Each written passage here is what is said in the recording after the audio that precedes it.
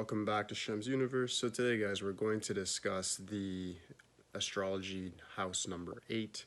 So with house number 8, this has to do all with taboos, death, sex, transformation, and this has to do with what we would call in Jungian psychology the shadow side. This is the side of ourselves that we really neglect, but it's the side of ourselves that's actually going to lead us to a lot of success.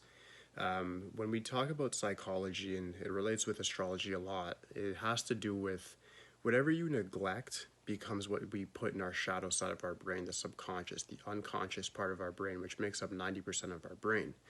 A lot of our programming and emotional programming is due to us neglecting that primal part. But that primal part is what's going to actually lead us to full satisfaction in life, manifestation, contentment, everything. So we need to understand the dark side in order to actually see the light. So today what we're going to do is I'm going to go through all of the 12 zodiac signs in regards to being in the 8th house, and then we can go from there and see how it affects each and every one of us. So when we start off with Aries, Aries is a primal sign. It's of course the ram, so we get somebody who needs to learn through anger and conflict. Aries is my particular 8th house sign. And what this means is that you grow up around a lot of fighting, conflict, arguments, different things like that. You kind of look at it from a perspective of it's not useful. But the truth is that it's actually very, very useful to your transformation and to your growth, to your maturity. And you understand how to actually use anger in a constructive way in order to actually manifest the things that you want. Your life is going to be that of a warrior, and you need to ram through life in order to actually meet your agenda and your prerogatives. The next one I want to go over is Taurus. We have Taurus now, which is all about the earth. It's about really enjoying life, which is polar opposite to the 8th house, which is death. So this is considered like the worst zodiac sign to have in the 8th house, but like I said, on Shemsuniverse, we always discuss cheat codes. We're not really here to complain. We're not here to stay the same. So what it really is Taurus is the slowest transformation that there is. A lot of the transformation for people with 8th house and Taurus happen between middle age and even old age at times. And what this means is that in your early age, you may have grown accustomed to really appreciating life, really trying to enjoy all the materialism of life. But as you grow older, there's more of a spiritual calling that's going to come to you that you've been neglecting. And you're actually able to find your inner sense of abundance, your inner sense of spirit. And that's what's actually going to help you manifest even more material assets than you can actually even dream of. But in order to find that, you need to slowly and progressively look inside and stop looking externally for appreciation or gratitude. Look internally for that stuff. And once you're able to actually do that, you're going to be able to ground that Taurus energy to ram through and meet your agenda and prerogatives, just like with Aries. Gemini in the 8th house is interesting. It really has to do with neglecting of communication, neglecting of small talk. People with the Gemini there, they want to neglect the whole idea of having to talk, or they consider it gossip. But what that is really you're building networks and connections. With people that I notice with Gemini in the 8th house, they end up not getting good business deals because they're not able to actually form friendships that are going to turn into business. They just view everything as business, business, business, business, be rational, be serious all the time. And without that childlike demeanor of being able to talk with others and build connections, they end up lacking in those realms and end up lacking in creating networks that are going to be beneficial for them in the future. So if you do have Gemini in the 8th house, my main recommendation is to ensure that you are communicating with the right people, of course. Don't communicate with jokers, clowns who are going to help you manifest what you want in life. But also don't always put it on such a serious tangent. If you want to actually build connections that are going to be beneficial for yourself, you need to actually look at people and understand what they like, their dislikes, and maybe go out to a bar at times. Maybe go out to an amusement park, where to have you. But you need to actually look at things from a different perspective and be more open to where conversations can go in different scenarios. That's my main recommendation for Gemini in the 8th house. As for Cancer now, Cancer has to do with inherited fears. So with Cancer, what happens is a lot of people with Cancer in the 8th house will delegate people to either they're emotional or they're rational. And they're very binary in that respect, where they believe that emotionality is just incompetence and rationality is competence. The truth is that emotionality has more of a say over our physical world than rationality does. It's the people that feel something about themselves, the people that feel different things are the people that are able to make transformations in their lives for themselves and for others. Rationality only gets you so far because the rational, the logical, only sees what's here now, what has been. But the emotional is what creates the future. So when you understand that, you have to understand that your whole prerogative is to use your rational side, but also understand your emotional side so that you can create a better future for yourself. The next topic I want to go over is Leo, of course, in the eighth house. Leo was what we get where somebody, they seem to have a issue with the ego. It's either they're very egotistic or they're not at all. And they want to be the center of attention, but the fact is they need more time to themselves. They actually need to understand that yes, you have the Leo in the eighth house, and what's going to happen is your self-respect and self-confidence is going to equate to your popularity a lot.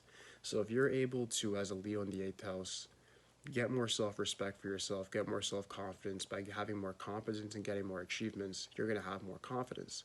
When you have all those things put together, you're going to be able to manifest more and be able to attract more people and better circumstances to yourself. So the neglect that you're having is actually self-confidence. With self-confidence, you're going to be able to either one, isolate more from other people if that's what you need to do, or two, be able to go more into crowds and actually be able to move them, not just be a member of them, not just be one of the sheep. You'll be the person that's actually leading them and bringing them to better endeavors and better situations. All right? So the next one I want to go over is Virgo. We have Virgo in the eighth house, which is all about detail, and it's really a lot to do with the anti-hedonism, anything that has to do with anti-conformity. So the Virgo now is very conformist. It's very much about detail, very much about being rational. And a lot of the times when people have Virgo in the eighth house, they kind of neglect detail, and it's something that you need to actually put more attention on. People that have that there, you need to understand the importance of using details to get bigger results. So you guys are able to actually usually manifest riches and abundance, but you neglect the details and the processes that's going to take to get there. If you're able to actually understand the details of your partner when it comes to intimacy, the details of a business when it comes to actually translating it to tangible monetary results, you're going to have a lot of a better time in comparison to if you don't look at those details and just look at the broader picture. So just always understand that Virgo is what you're neglecting when you have it in the eighth house. Understand the Virgo sign, understand its need for meticulousness, its need for discipline, its need for pragmatism, its need for practicality. And when you indulge and actually reinforce those type of traits into your life, you're going to find it goes a lot smoother. Next one I want to cover is Libra. Libra is a sign now where it is an air sign, and it has a lot to do with partnerships, relationships. So this really touches on the intimacy and the sex part of the eighth house. And what this has to do with is that when you have the Libra in the eighth house, what happens a lot is people end up having parents or loved ones who were in like unfruitful relationships that didn't really confer much benefit. And what you need to understand is how to create real beneficial relationships. Usually what happens is instead of actually indulging in more relationships, you guys need to spend more time alone and understand the value that you're actually going to bring to said relationships, whether that be through intimacy, friendship, or business, and actually understand what you're bringing to each one as a value exchange, because any type of relationship that we have as human beings is a value exchange. Married people give each other love, business people give each other some sort of resources or money, and then friendship give each other either feelings, rationality, money, what have you. Friendships has all of them in there. It depends on how you're dealing with that said friendship.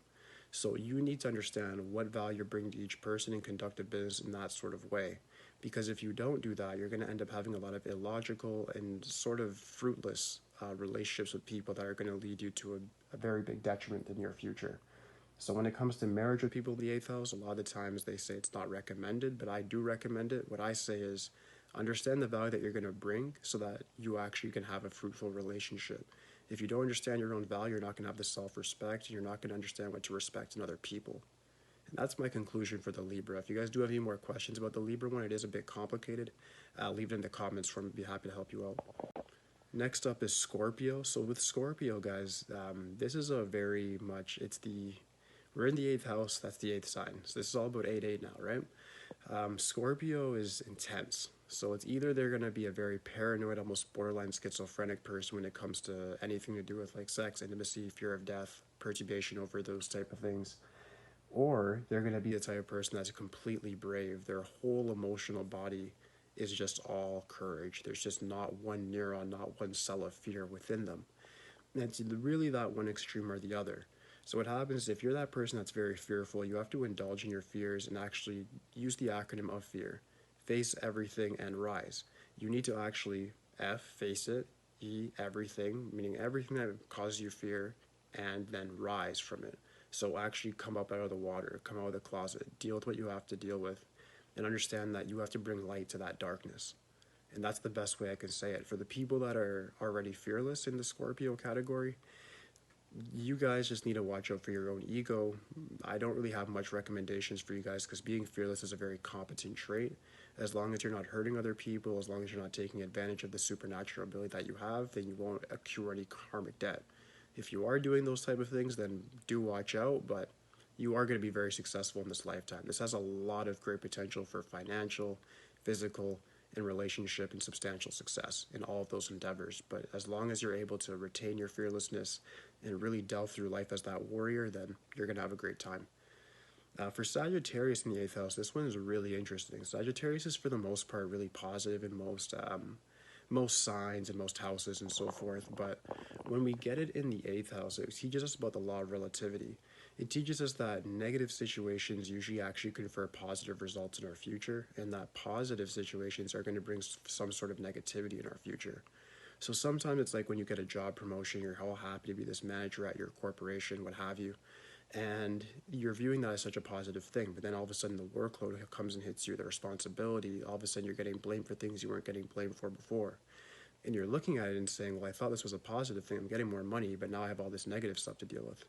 And then something negative happens, like you get fired from your job, or you end up creating a business, your business goes and skyrockets, and it turns into a positive thing. You learned from the darkness. The law of relativity teaches you that everything that's negative can be put into positive, everything that's positive, can be put into negative. If you understand that when you have Sagittarius as your genuine 8th house sign, you'll be able to understand life in a more wise way and then not really judge things as positive, negative, hot, cold. You'll come out of the realm of duality, and it really brings you to a higher realm of understanding that life is what it is and that you just need to adapt to whatever's happening at any given time and not judge it. It really teaches you to have no mind and really go from the spirit's eye versus the mind eye. All right, but that's a topic for another video altogether. If you guys do have any questions regarding the Sagittarius in the 8th house, just like with the Libra, leave it in the comments, and I'll definitely help you out individually based on what your circumstances are with the rest of your natal chart. For Capricorn, moving on. Capricorn is an interesting sign just because it's Saturn represented by the 8th house. So everybody knows the 8th symbolism really is Saturn. It's represented by Pluto in astrology, but the 8 in numerology is Saturn.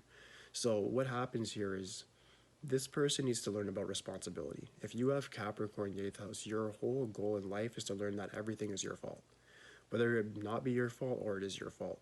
You need to start looking at life from a more serious perspective and start looking at karma of cause and effect, and understand that everything is justifiable based on what happened in the past and what's happening in the present. That is what's going to define the future unless you make a change now. So you need to actually start looking at life from a respect of you're the general, you're the admiral, you're the person that's in charge of your life, you're the person that's in charge of what you're retaining each day in your mind, what you're watching, what you're observing, what you're eating, what you're doing, how you're working out, everything. Your economic situation, it's all your fault. And until you learn that lesson through Saturn, through Pluto, you're always going to suffer. You're going to suffer because you're going to blame things on external circumstances. You're going to blame things on people, on different things, on the universe, when it's actually your fault. You are the universe, and you are able to manifest, and you are a god in this time, in this day and age. Everything that you do right now, you can create or you can destroy. And it's your choice to decide what you want to actually do. Are you going to create or are you going to destroy?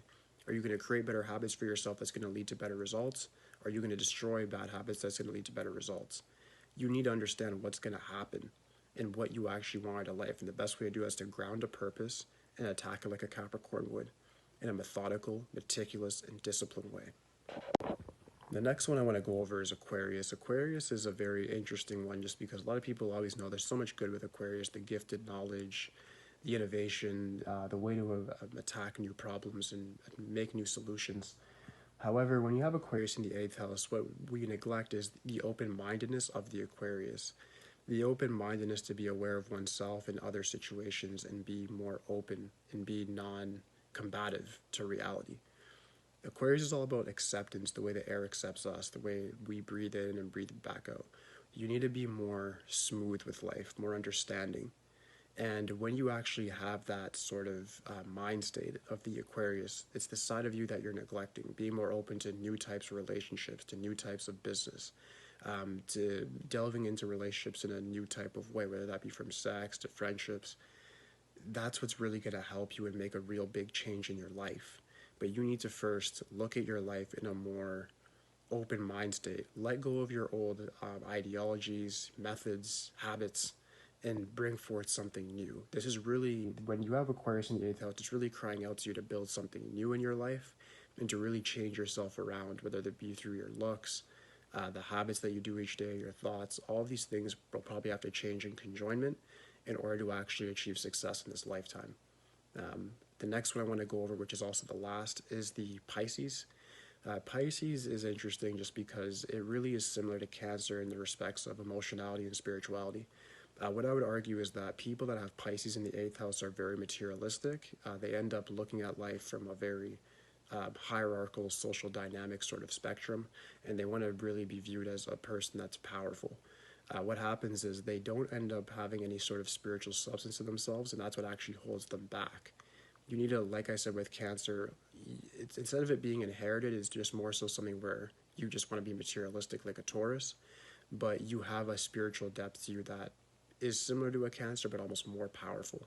Because when you have Pisces there, Pisces is the 12th sign. It's the last one. It's finality. It's the bridge to the universal realm, to the spiritual realm, to the what nobody knows, the darkness that's always recreating and making more. So you need to actually look inside of yourself and understand that you are an infinite being, and that materialism and that these objects don't really mean anything to you. You can achieve and get the Lambo, get the Ferrari, get the mansion, get the skyscraper, get whatever. You can buy an island, move to Dubai, do whatever you want to do. But it's not going to equate to what you already have in your spirit. It's not going to equate to the endless, the lifelessness, and the full of life that's within you. And that's what we have to understand. The space between me and the screen is existence. The space between you and the object that's beside you is existence, and you're one with that existence. Whatever is now is the only thing that's reality. The past is an illusion. It's just based on definition. And the future is for the taking, for the people that take initiative.